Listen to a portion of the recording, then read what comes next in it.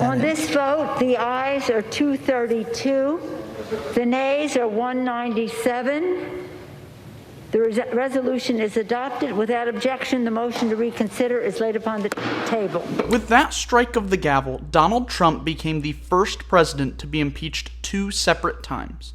A week after the events of January 6, 2021, and a week before leaving office, 10 Republicans in the House joined the 222 Democrats in voting to impeach Donald Trump for inciting an insurrection. The Senate acquitted Trump about a month later, and fast forward to now, he is back in office. Trump waged war on those 10 Republicans, who he dubbed the Impeachment 10. So why did those 10 Republicans vote to impeach Trump, and where are they now? Liz Cheney was the highest profile Republican to back the impeachment vote. She's the daughter of former Vice President Dick Cheney, and at the time was the 3rd highest ranking Republican in the House of Representatives. She issued a brief statement placing the blame for January 6th on Trump and calling his actions the greatest betrayal of the Constitution in U.S. history. This issue ended up defining the rest of Cheney's career. She was removed from Republican leadership a few months later, served on the committee investigating January 6th, and would relentlessly be labeled a rhino or Republican in name only, despite a fairly conservative legislative record. In the 2022 Republican primary, Cheney was challenged by Trump-endorsed attorney Harriet Hageman. Hageman crushed Cheney, won the general election, and is still in Congress. Cheney would turn around and campaign for Kamala Harris during the 2024 election, which led to Donald Trump calling her a stupid war hawk, among other things.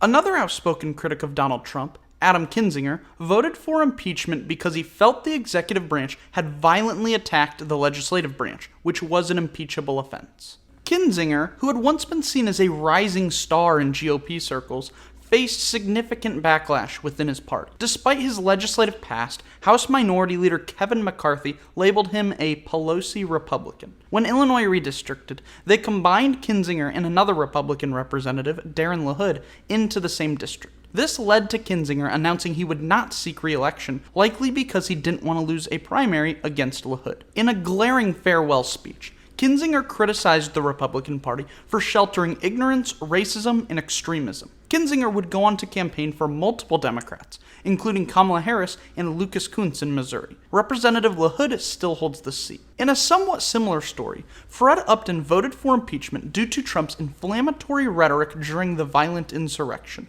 as well as Trump impeding the peaceful transfer of power. Notably, he said he would have preferred a simple censure of President Trump over impeachment. Upton, who is in his 18th term in Congress, holds the distinction of being the only person in U.S. history to vote to impeach 2 U.S. presidents, as he was in Congress when Bill Clinton was impeached in 1998. Upton had a moderate congressional record, was well respected on both sides, and had stood up to Trump before when appropriate. However, during redistricting, Michigan drew Trump ally Congressman Bill Kinzinger into Upton's district. Fearing a primary defeat, Fred Upton announced he would not seek re-election. Upton would also go on to endorse Kamala Harris during the 2024 election. In multiple interviews with the press, Jeremy Herrera Butler described the chaos and panic of January 6th. She voted for impeachment because of her principles, including her belief in the Constitution and justice. Herrera Butler ran for re-election as she had held her relatively moderate district for over a decade. However, she lost in the primary to a Trump-endorsed challenger, who then lost the seat to a Democratic candidate, Glusenkamp Perez. While Trump celebrated getting rid of one of the impeachment 10, the Democrats gained a seat in the House. Herrera Butler attempted to return to politics, losing a close election for Washington Public Lands Commissioner. Another representative from Washington, Dan Newhouse, voted for impeachment because he believed the mob violence and the death of a Capitol police officer had been, quote, inflamed by the language and misinformation of the President of the United States. Newhouse had by far the most conservative legislative record of any Republican who voted for impeachment, being firmly within the conservative half of the GOP. Additionally, Newhouse represented the most conservative district in Washington. Washington has a blanket primary system, which means the top 2 vote-getters in the primary advance to the general election, regardless of party. In the 2022 primary, Newhouse finished first, with a Democrat finishing in second, and the Trump-endorsed Lauren Culp finishing third.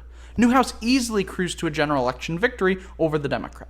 2 years later, Newhouse would again face a primary battle from 2 Trump-endorsed Republicans, Jared Sessler and Tiffany Smiley. Sessler, a former NASCAR driver, would finish first, followed by Newhouse in second, with Smiley and the leading Democrat being eliminated. However, with no Democrat on the ballot in the general election, Newhouse was able to beat Sessler by getting support from independents and Democrats who don't like Trump. Newhouse won and remains in the House of Representatives. He has been able to win while others from the Impeachment 10 have struggled, largely because he is focused on the issues and keeping a low profile rather than engaging in public fights with Donald Trump. In a short statement, Anthony Gonzalez explained his impeachment vote by saying Trump's actions were a threat not just to people's lives, but to the very foundation of the republic. The former NFL wide receiver, Representative Gonzalez, was in his second term in the House. He was a fairly quiet, typical member of the House Republican Conference. He faced a lot of backlash over his vote within Ohio and chose not to run for re-election against the Trump-endorsed bureaucrat Max Miller. Gonzalez cited spending time with his family and toxic partisan politics as what led to him not running. He seems like the type of guy who got into politics for the right reasons, but got fed up with what politics really looks like. I remember him appearing on the Pat McAfee show in 2020 on Election Day, and he just seemed exhausted with it all. I think social media is going to be the death of American politics at some point. I mean, it is just an absolute cesspool. Of the impeachment 10, the one with the shortest tenure in Congress was Peter Meijer.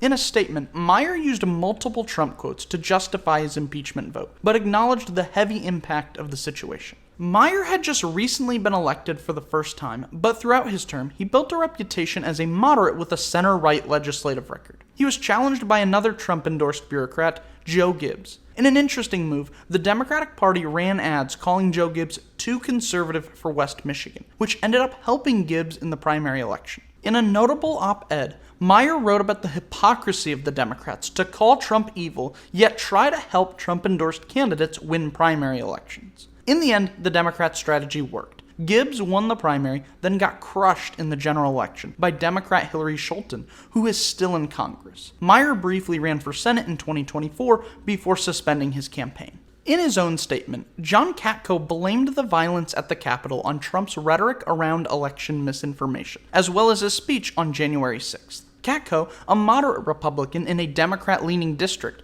was just starting his fourth term in Congress. It seems this vote may have upset Trump the most, as Trump seems more connected with New York politics. Trump went as far as personally contacting local party officials to find a great candidate to unseat Katko. In January of 2022, Katko decided not to seek re-election, citing his commitment to his principles and multiple recent deaths in his family. He was succeeded by Trump ally Brandon Williams, who then lost the seat to the Democrats in 2024. Katko got a job as a lobbyist soon after his term in Congress ended.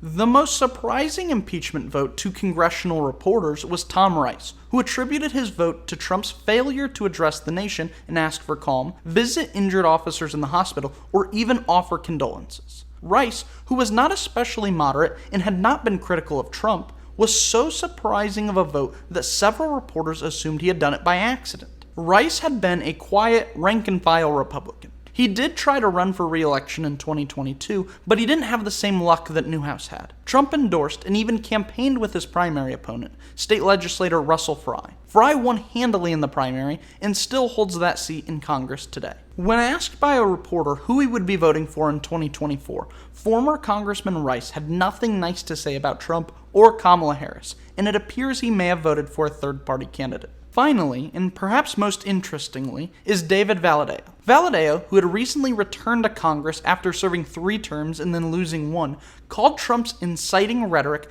un-American, abhorrent, and absolutely an impeachable offense. Valadao's district is majority Hispanic and leans Democrat by several percentage points. That is why, at the urging of then House Minority Leader Kevin McCarthy, Trump did not endorse Valadao's primary opponent. See, McCarthy was from another nearby district in Southern California, and he recognized that Valadao was the only Republican who could win the seat. And he did. In back-to-back elections, Valadao has defeated Republican primary challengers and Democrat Rudy Salas, always with pretty thin margins. Valadao remains in the House as one of just 2 Republicans left who voted for impeachment. Some opted to not run for re-election, while some opted to fight the battle with Trump's chosen candidates. For most of the impeachment 10, voting to impeach Trump was devastating to their future political prospects. Trump's crusade against them crushed most of his Republican opposition in Congress, but also gifted the Democratic Party multiple seats. Was it worth it? That's for you to decide. Thanks for watching. Please remember to like and subscribe if you enjoyed this video, and comment down below if there are any other political groups that you're curious what happened to them.